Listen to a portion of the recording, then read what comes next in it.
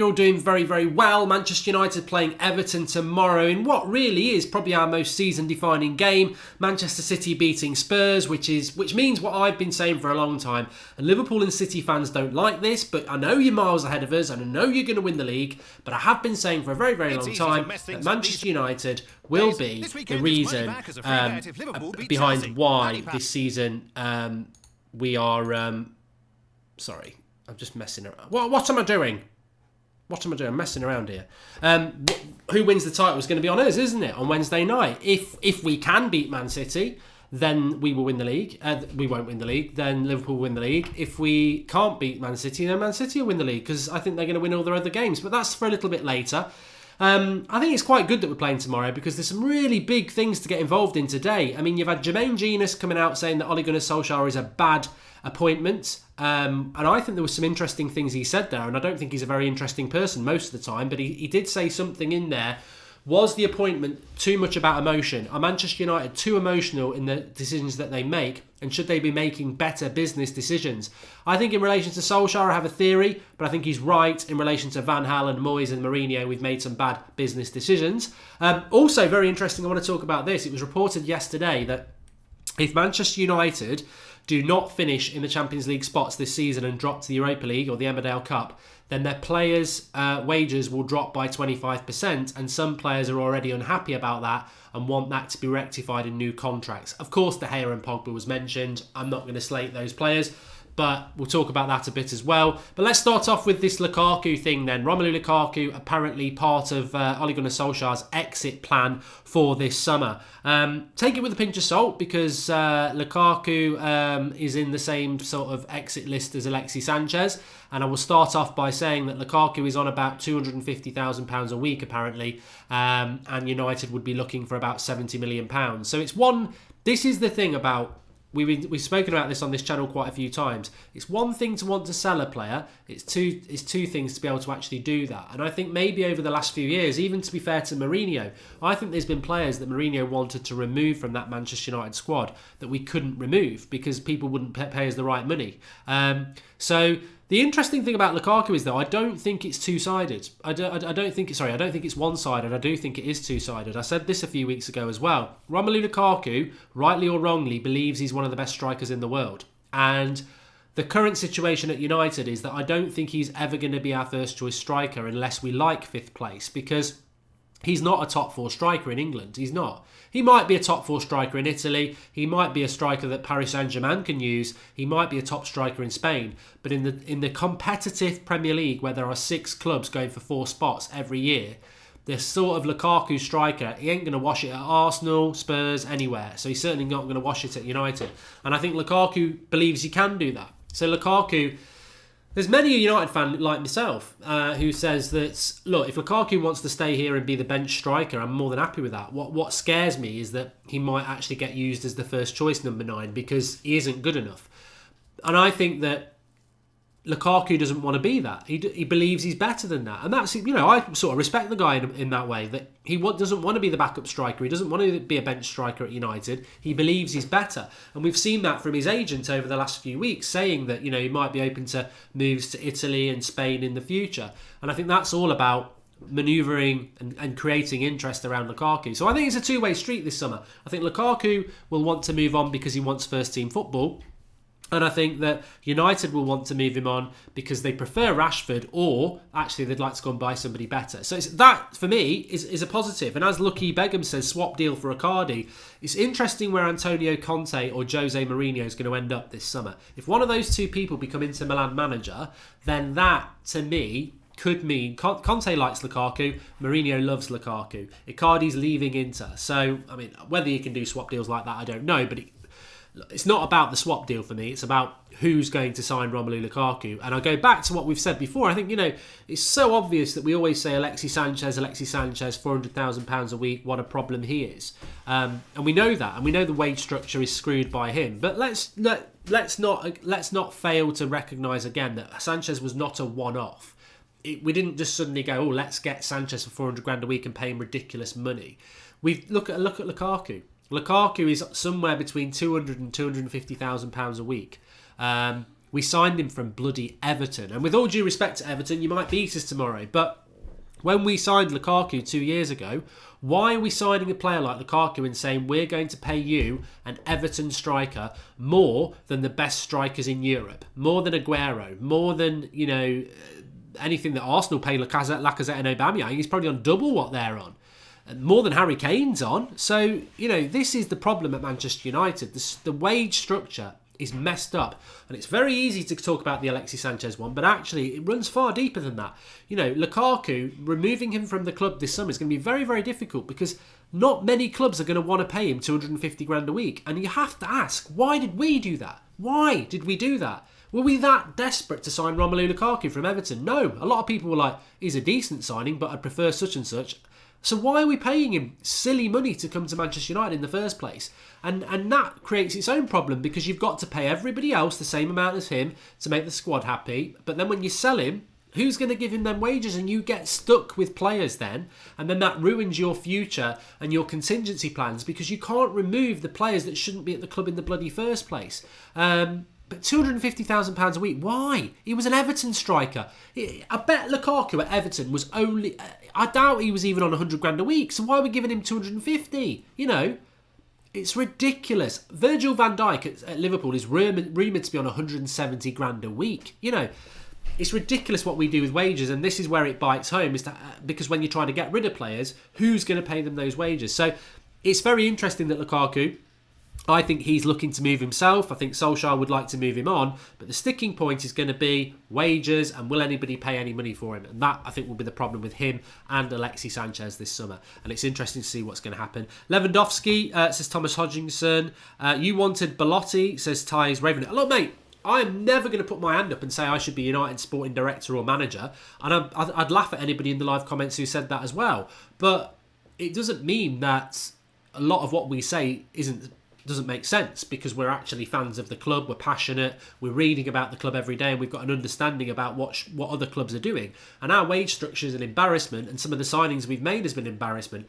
Belotti to Manchester United at the time, I was quite excited about bringing him in, but actually he hasn't done much with his career since that link, But I always say that any transfer has an element of risk to it. And I've put my reputation or whatever reputation I have. I've always said that I wanted Morata over Lukaku, and even when Morata was, smacking balls over the bar and Lukaku was smacking them in, I still said I thought Morata would have suited United far better because it's not always about the goals scored, is it? If you give Lukaku 5 chances in the box, he'll score 3 goals. If you give 5 balls into Lukaku, into his feet to try and build an attack, they're going to hit you back in the face, Sainsbury's car park, whatever. If you knock 5 balls into Morata's feet, he actually brings everybody else into play. So, it's very easy to be sensationalist and go, Lukaku's way better than Morata. But what about looking about the way the team plays football?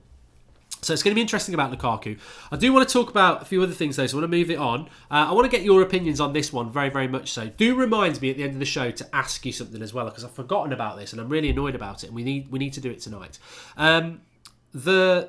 So Jermaine Genius is an ex-crap footballer for Spurs, played a bit for England, Newcastle, I don't know where else, but he's done quite well at getting a punditry career out of himself.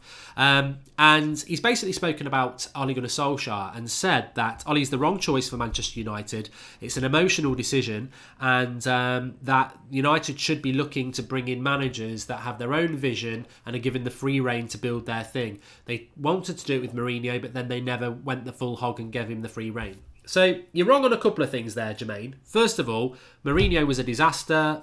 You've got to have a philosophy. He's a part of the bus merchant, and I'm glad he's gone. But he's right in what he's talking about Pep and Klopp. What he said about Pep and Klopp is that Man City, Pellegrini was quite a good manager. When he got the sack, they didn't think, where's the next Pellegrini? When Liverpool were looking for a manager, they didn't, after Brendan Rodgers, they didn't think, where's the next Kenny Dalglish? Where's the next Bill Shankly? They just went and got Klopp, who clearly had an exciting style, was a passionate manager, and had a philosophy from Dortmund that Liverpool thought we might quite like that. So I agree with Jermaine Genius on that. I think, actually, Man City, they took a philosophy they liked in Pep Guardiola and made it their own, and Liverpool took a philosophy in Klopp that was quite similar to Liverpool's philosophy of attacking football, and they brought it into there. And I think idealistically, I think United should have done that. I think we failed to do it with Moyes, Van Gaal and Mourinho, and that's where we failed to do those things. We picked the wrong manager to come in with the right philosophy, and we had 3 tries at it, 3 managers who had no link to Manchester United, all wrong, bad decisions, and that's on the board. So genius is right in that sense, I suppose. Is Ole Gunnar Solskjaer the wrong choice? I don't think he is. I think Ole Gunnar Solskjaer, if we'd gone for another external manager, and maybe we should have gone for Pochettino, I'm not saying we shouldn't, but I think after 3 external managers, it was worth trying somebody who knows what the club's all about. And that's what they've done with Solskjaer, and I think we've got to let it go and see what happens and back the manager. So I'm happy with that. From a business point of view, Jermaine Jean is saying it's an emotional decision from Manchester United. I've got to be honest and say I think he's probably right. I'm a Manchester United fan, so I'm going to go with my emotions, and I wanted Ole Gunnar Solskjaer to take the job. The Glazers, Ed Woodward, are they Manchester United fans or are they bank manager fans? I don't know. Should they have waited till the end of the season to give Ole Gunnar Solskjaer the manager's job? There's pros and cons with that. There's pros and cons with that because a bit of certainty you hope is going to give a bit of stability and the players will kick on. Unfortunately, it seems to have gone the other way, but we can rectify that in the next few games. It probably is an emotional decision by Manchester United to give Ole Gunnar Solskjaer the job, though. But I don't think that makes it the wrong choice. I think the wrong choices were made with Van Gaal, Moyes and Mourinho, external candidates. And I think it was time to go with an internal candidate who had an understanding of the club. If it works, fantastic. If it doesn't work, then I think then you'd have to be looking at the next Klopp, the next Pochettino, the next Pep to come in and give them a rein. But like Gary Neville has said in the past, you can't just give it to anybody. Mourinho's philosophy didn't fit Manchester United, and Van Gaal's philosophy was too negative for Manchester United, as was David Moyes. The next manager of Manchester United, if Ole doesn't work and they are external, has got to be somebody who plays a brand of football that befits what Manchester United fans want to see in their shirt. So, but yeah, you're going to get people having a pop at Solskjaer. It's going to happen all the time, and we've got to be thick-skinned about it. And I will listen to things and convey my opinion on it. But Ed Woodward says, Manchester United closing down sale, everything must go. Your Twitter rage won't deter me from saving this club from the evil of competitive football. And Kai Boo says, with these weak-minded players, I don't know if a nice manager whose selling point is being one of the lads is the best solution. He calls Rashford Rashy for crying out loud. I've got to say, Kai, it's a pet hate of mine. I love Ole Gunnar Solskjaer, but I hate it every time he calls him Rashy. Apparently they call Phil Jones Jonah. I mean, I don't know whether I've been trolled on that, because a Jonah to me, if somebody's a Jonah on a ship, it means they're bad luck. So I think I've been trolled there. But somebody said to me last week that Ole calls Rashford Rashy and Phil Jones they call Jonah. And I was like, yeah, but if you're into your boats and stuff, which I'm not, I just liked the film Master and Commander with Russell Crowe. And they had a Jonah on the boat, and basically a Jonah is somebody who brings bad luck. So that would just be hilarious if that was true. But yeah, I do find that a little bit cringy. Nick P, so based on a mini losing streak, Genius thinks Ole was the wrong choice and people say the fans are reactionary. Well, the media, Nick, are always going to be reactionary, aren't they? But I tell you what though, let's just talk very, very quickly about tomorrow, Everton game. Obviously implications are now building from Liverpool fans that United might throw the game on Wednesday, the Manchester derby against Manchester City, so that Liverpool don't win the league. I think we'll be talking about that more in the early part of next week, and we can debate it properly. But the point I would like to make is that if Man City beat us on Wednesday, they will win the league. If you look at their fixtures, they will win the league. And I think Liverpool will win all their games as well. So Man City need to win all their games. Their last tough 2 games, really. I mean, they could blow it. Of course they could. Was Spurs today, and then us on Wednesday. So We are the kingmakers. We are the Jamie Lannister. We're the Kingslayers, effectively. If we draw or beat City on Wednesday, we will give Liverpool the best chance of winning the title in 30 years. If we lose to City on Wednesday, then Liverpool will go another year without a title, which will please a lot of United fans, but it's a difficult one, isn't it? Because it's about top 4. So that's a discussion for early next week, and we'll really delve into that, because I've got my thought process at the moment is I don't want Liverpool to win the league. I'm sorry, Liverpool fans, but you would be the same. That rivalry matters. I don't want you to win the league. On the other hand, I'm like, we've got to, if it's not beating City and the Emmerdale Cup, or it's beating City and we're in the Champions League, you've got to go with the Champions League. That's how I feel about it.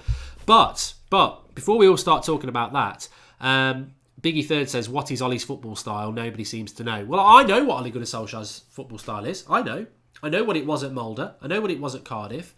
It's a 4-3-3. it's moving the ball quickly, and it's pressing high up the pitch. We just haven't seen it enough. But that is his philosophy. That's what we're meant to be getting. So we're not getting it at the moment, but that's what we're meant to be getting. But what I was going to say is Everton tomorrow. If we lose tomorrow, top fours play the kids for the rest of the season. Let City win on Wednesday. That's how I feel. So I think anybody thinking about the Manchester Derby on Wednesday, it's all about tomorrow. If we don't beat Everton tomorrow, forget top four anyway. I don't think we can lose to Everton. I don't think we can lose any of our games, really. But I certainly don't think we can lose to Everton and expect to get top four. So we've got to win tomorrow. And also, you know what? I think tomorrow is massively symbolic because if we don't win tomorrow, how many of us were slating the players? Thanks for the contribution, David Chung. If the players can put in poor performances like they have done for the last few games and frustrate the fans like they have done in Ollie and everything like that, if they can't go to Everton on tomorrow and put in a performance, then we're always going to be screwed. So I'm expecting a reaction from them tomorrow, and they've got to win that game tomorrow, and then we can start thinking about Man City and the Derby. But we've got to win tomorrow. I don't know whether enough. I think most of us are getting it, but I'm still seeing people wandering into the Manchester Derby game like, oh, can we win that? Everton tomorrow will be up for it, and if we don't win, like even if we draw, it's a bad result. So we've got to win that game. That's the first priority. The second thing I want to say about the Everton game as well, because there's a few things I want to talk about tonight, but I really want to get your opinions on this as well. Man City are, in my opinion, mocking us in relation to youth development. Their youth development infrastructure is better than ours, and everyone's known that for a few years, but they've never really blooded youth in their team. Today, in a must-win game, a title-deciding game against Spurs, where they had to win today, massive game, they start 18-year-old Phil Foden. Manchester United have got Mason Greenwood, who is 17 and a half, who scored a worldie free kick in the week, who scored another goal today, who has been scoring goals all season and all last season, and does very rarely get in the Manchester United matchday squad.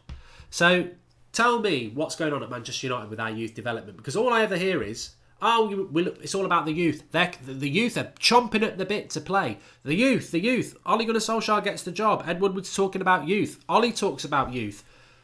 When are we going to see the youth? Because I'm fed up of it. Mourinho used to get absolutely lambasted about it. So why are we not making this more of an issue? And I think today, of all days, I think that's made Manchester United look really foolish, because Lukaku, Rashford, Sanchez, Martial, Lingard have been playing pretty crap all season, whereas Mason Greenwood has been consistently brilliant. Why is he not getting game time? And yet today, Man City play Phil Foden in a massive game. So all those people who say you can't just chuck youth in a big game, you've got to wait for the perfect game at the end of the season where it doesn't mean anything. Well, if it doesn't mean anything, what if he scores a hat-trick? It doesn't mean anything. You've got to throw them into the competitive games. So that today, I felt that we took a bit of an L today. I did. I thought, you know what? They're playing an 18-year-old lad in a must-win title-deciding game, and we won't even give... Greenwood's not playing tomorrow because he's playing today, isn't he, for the youth team again? So, ridiculous. Ollie should stop playing the old players to Steven Diak. I mean, I know the lads, Noureddin and Saeed and Aaron, I hope you've watched the video from this afternoon. I know they spoke about it. This old boys club at United needs to be stopped. The Ashley Youngs, the Phil Jones, it does need to stop. Thank you to, welcome to Barry Haynes, who's our latest member of the club, the United Stand Members Club. Thank you, Barry, welcome. And Chloe Jenkins, Mark, could it be possible that Ollie wants Lukaku out to promote Mason next season? Well, yeah, he could, Chloe. He could, 100% he could, but it doesn't, in my mind, it doesn't show why Mason Greenwood's not getting the chances at the moment. It really doesn't. Our front five, and two of those are really players that I really like, not getting game time. You know what, as well? Let me just tell you, Phil Foden, 18, to Heath Chong, 20 in December. 20 in December, and he is not getting any game time. So they're either not good enough, but how can you know that? How can you know they're not good enough when you pick Ashley Young every week? It's not like the first team is full of talent. It's full of crap. So what's lost by giving them some bloody game time? It doesn't make any sense to me. It really doesn't. Alel Furbert says, Manchester United is the biggest club in the world with increased commercial responsibilities, hence the highest wages in world football. We need to recruit better. Yes, we definitely do. Fans are very fickle with managers, says Dujon, and players. If a player has one good game, everybody says he's perfect for our team. Then they get surprised when he's not as good as they imagined him to be. I think you're right, dude. I think, you know what? I think if Jesse Lingard rattles one into the top corner tomorrow, everybody will be going Messi Lingard. And they'll forget that he's been absolutely terrible this season, but certainly very bad for 3 months. We are fickle. It's football. I don't have anything to say about that. You're right. Where can Sanchez realistically go to, says David Chung. I think that's the $1 million question, David. It really, really is. Gomez should be getting more game time than Lingard, says Andrew Ellis. Yeah, he's another one. Ollie could be about to do a Fergie and play 3 or 4 youth team from the start of next season, class of 2020, says Andrew Taylor. He could do, but the thing is, Sir Alex Ferguson was integrating Beckham and Scholes and Butt and Neville into the team before that season started, where he went with them all. They were all playing Champions League games, and sporadically they were getting involved, and we're not seeing that with this set of players. So I'd be very surprised. GTA Red Star Gaming, thanks for the contribution with that. Anyway, let's just say this. Please do smash a like on the video, everybody, and remember, subscribe if you are new. But no, actually, I need to do this. I'm going to remind myself to do this. And I want to talk about the player wage drop in relation to the Champions League. 25%. And the reports are that some players, well, they've mentioned De Gea and Pogba. I don't really want to go in on the players individually because I don't know whether that's true, but it is quite interesting. But I do want to talk about that. But I also just want to admit that I've actually made a massive, massive mistake, which is something I don't normally like to admit. But the point being is that on tomorrow night at midnight, the voting for the Football Blogging Awards closes, and I've totally forgotten that we've been made finalists and have stopped asking people to vote. So we've got to really put the effort in on this video, everybody. We've got 5,000 people watching, and hopefully this video will get like 50,000 overall views. Please, please, please, can you just follow what I'm doing for the next few seconds and vote for the United Stand and me as an influencer? So I've put everything in the link in the video description, hopefully. So if you have a look at what is going to come up on screen now for you lot. So how to vote for us in the Football Blogging Awards. Well, you can visit, you can do it through the, I think if you look at the link in the video description, if you're on Twitter, there's just 2 links you can click and tweet to vote for us. Manchester United as best overall content creator and me as best influencer. So that's easy if you're on Twitter. You just click those links in the video description and tweet those tweets, and that's a vote.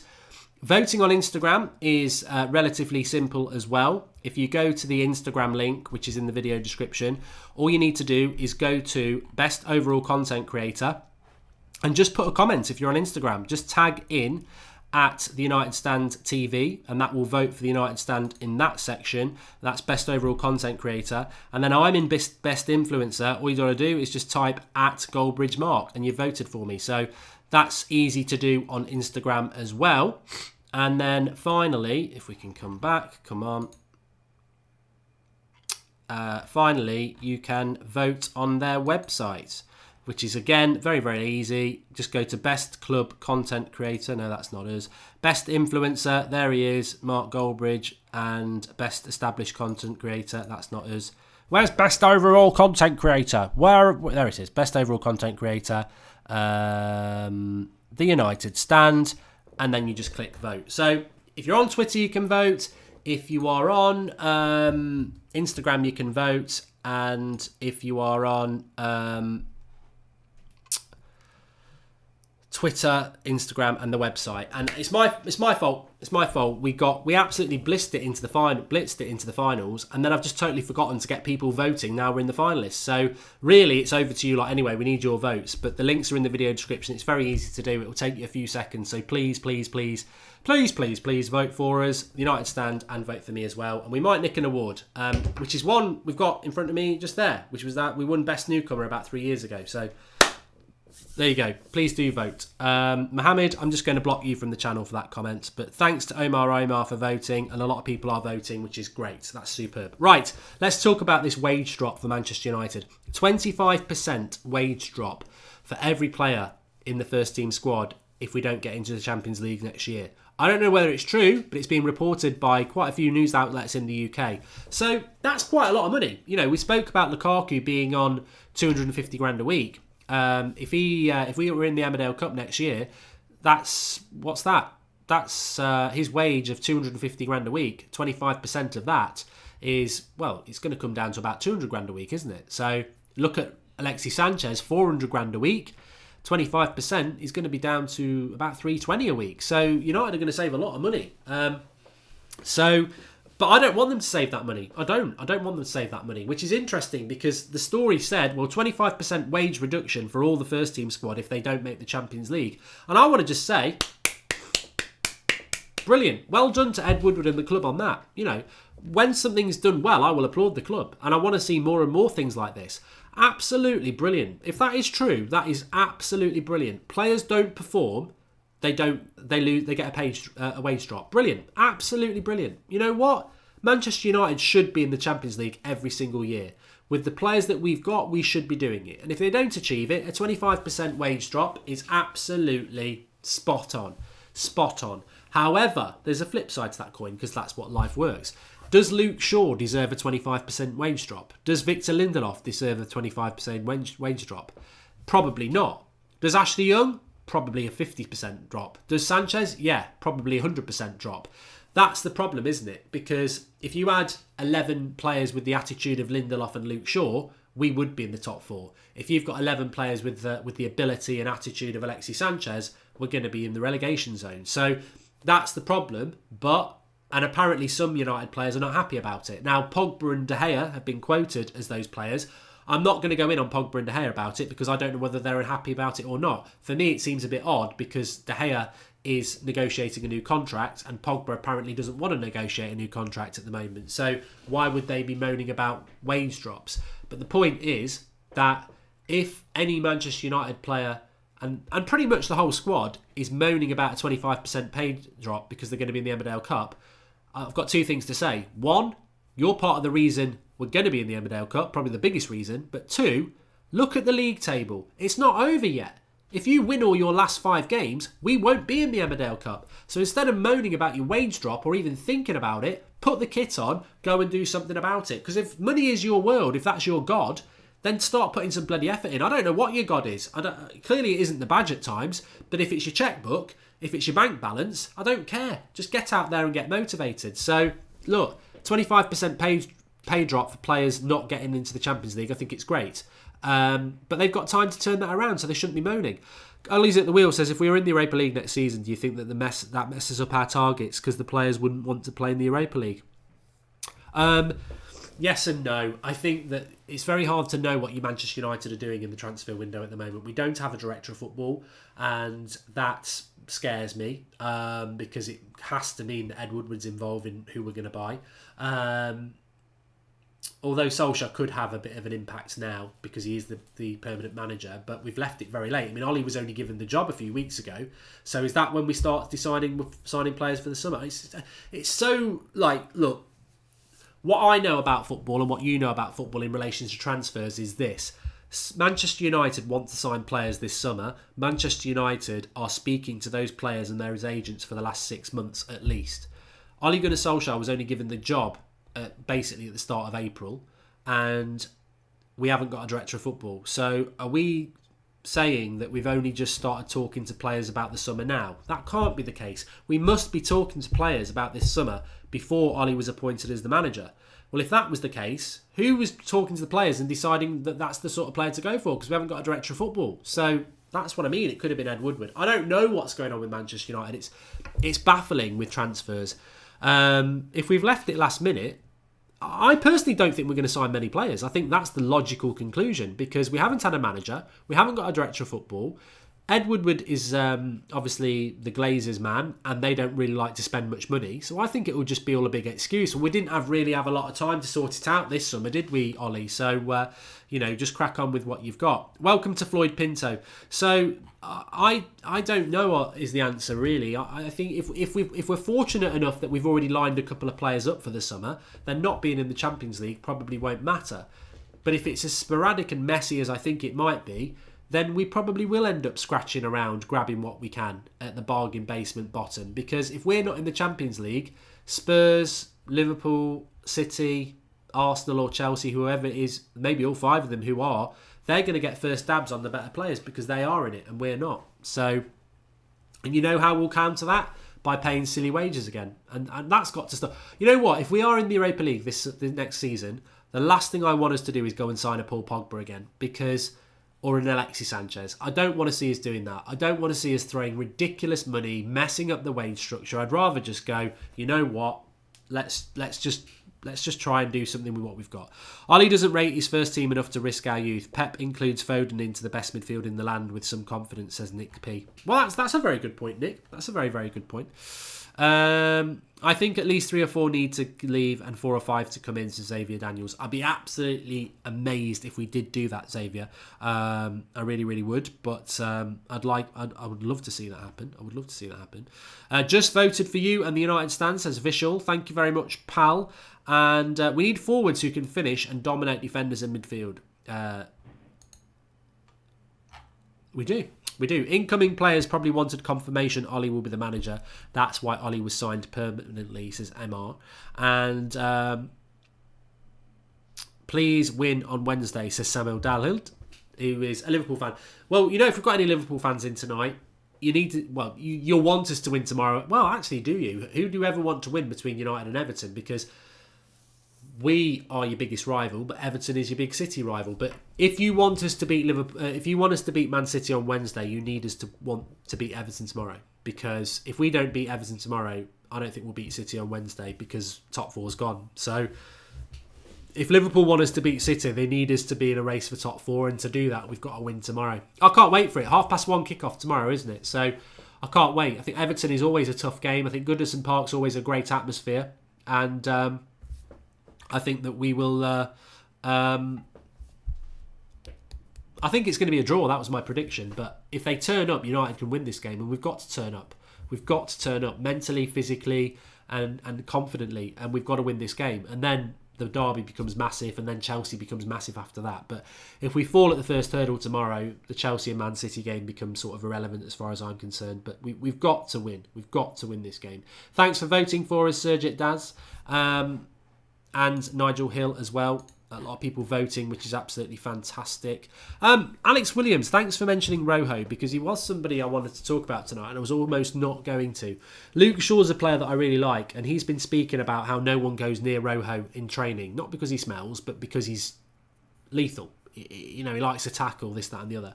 Rojo is definitely on the list that needs to go this summer. But there is a sadness to that for me. He's a crap left-back. I've always said that. He's a terrible, terrible left-back. I know he plays there for Argentina, but that's international football. As a Premier League left-back, he's ridiculously crap. But he's actually, when he's fit and match fit, he's a decent left-sided centre-back. And I do feel that with Rojo, the injury, becoming the Argentinian Phil Jones has destroyed it, really. He does need to go in the summer. But when he plays for United and he's fit, he is a tough tackler. I mean, how many red cards should he have had? But he is committed, he has got bottle, and he has got passion. So I don't have any bad feelings towards Rojo. I do when he plays left-back because he's terrible. But as a left-sided centre-back, he had the potential to actually be quite a decent one. And the injuries have ruined it for him. So he does need to go.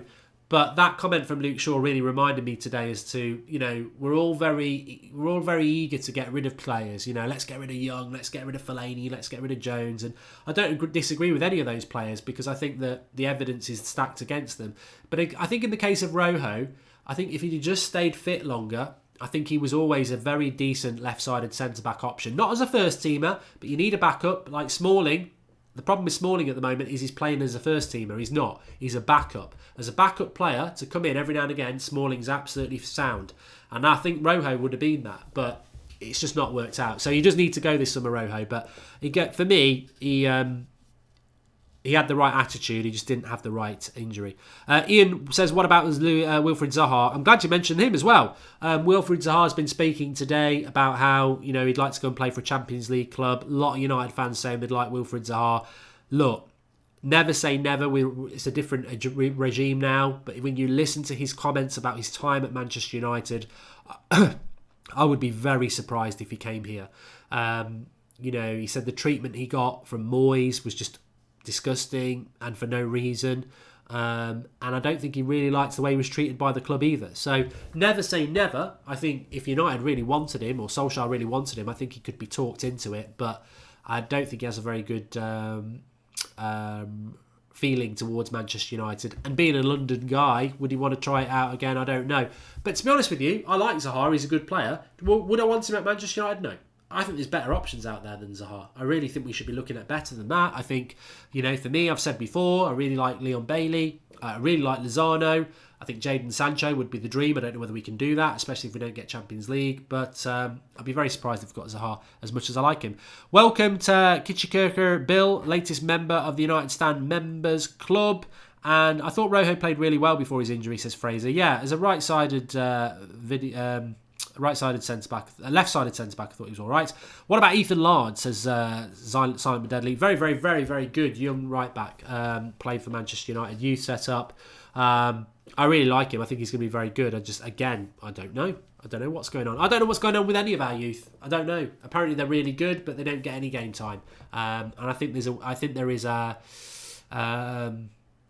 I saw a quote from Scott McTominay today actually saying, got to grab the opportunity in the first team because if you fail, people like McKenna and Carrick know that there's good enough players waiting to come in from the youth team. And I was like, what a great comment that is from Scott McTominay if it wasn't total bollocks. Because if that was true, that the players have got to be on their game every game because there's youth players waiting to come in, well, they would have had 10, 15 games by now, those youth players, because there's been consistent shit from that first team for a very long time. So it clearly isn't the case that if you don't perform in the first team, they're going to give a chance to the youth, because there's been loads of players who've underperformed and haven't been kicked out of the team for youth. So I don't know. Maybe with a full pre-season, we'll start to see that changing. Ed Woodward, I promise that we will be making Player 6 signings this summer. New contracts for Mata and Darmian and for the youth promotions. Our rivals are terrified. It'll be interesting to see what happens with Mata. It'll be very interesting to see what's going to happen with Juan Mata, actually.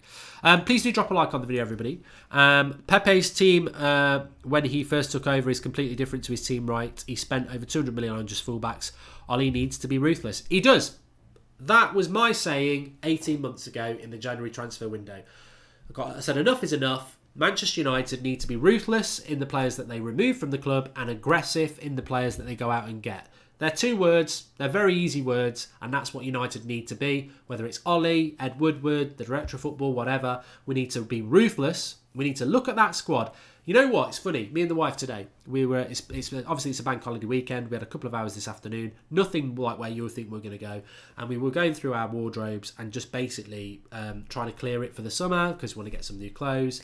And we were thinking about, what we need to get rid of. And if you're not ruthless, you'll go, oh, but I might wear that jumper again. Oh, I might wear that shirt again. I've had that T-shirt for years. It's nice for just pottering around in the garden. You know what we were? We were ruthless. We were bloody ruthless. 4 black bags full of clothes down the charity shop this afternoon. Because there was no, I've got like a Steve McQueen Bullet T-shirt that I've had for about 15 years.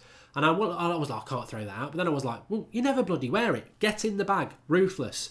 Absolutely ruthless. And that's what United need to be. And I know I'm only talking about clothes, but it's true. You look in my wardrobe now, loads of space there, and I'm going to be aggressive tomorrow. I'm off down John Lewis. I'm going to be aggressive with the credit card and buy some really good stuff. And I'm not going to, I'm not going Next. I'm not going to Next. I'm not going to buy 5 or 6 T-shirts for 100 quid.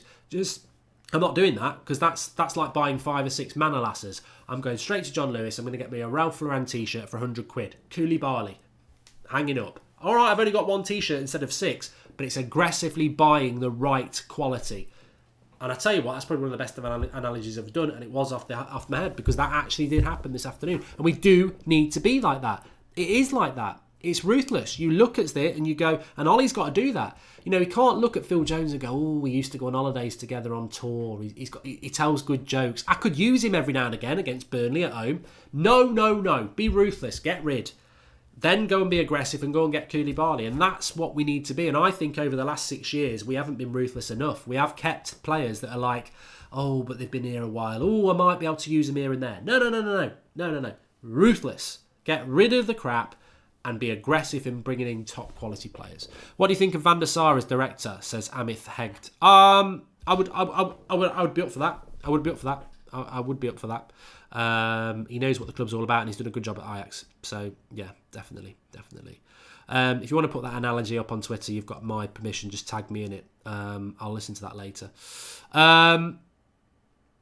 Quality is better than quantity, T-Mill. Exactly. This is something I've learned in my own personal life over the last 18 months. Quality is better than quantity. With clothing, it's definitely the right thing. You know, I used to shop in Next. I'll put my hands up, M&S, all that stuff. And, you know, it was a bit of a mixed bag. Now, I will spend a little bit more on better clothing brands, and it lasts a lot longer. And the best one of the lot is food. You know, like when I used to work in the police and stuff like that, I used to work with some people who were just very tight, and you'd be going to get your lunch, and they'd go straight into the pound baguette shop, and they'd come out with a big smile on their face. Oh, I've got a foot-long baguette, and it's got chicken and everything in it. I'll just like drop me out. They go, what? While they're chewing into it, I'll be like, yeah, I'm off to Pret a Manger, and I'm going to spend £5 on the same baguette, but I know where the chicken's come from, I know where the mayonnaise has come from, I know where the salads come from. You don't know where that chicken's come from. I do. It's from that shop. Yeah, £1, a baguette with a load of chicken in it for £1. What quality do you think that chicken is? And it's true. Quality better than quantity. And you learn that. And it's across life. It is. You pay for what you get.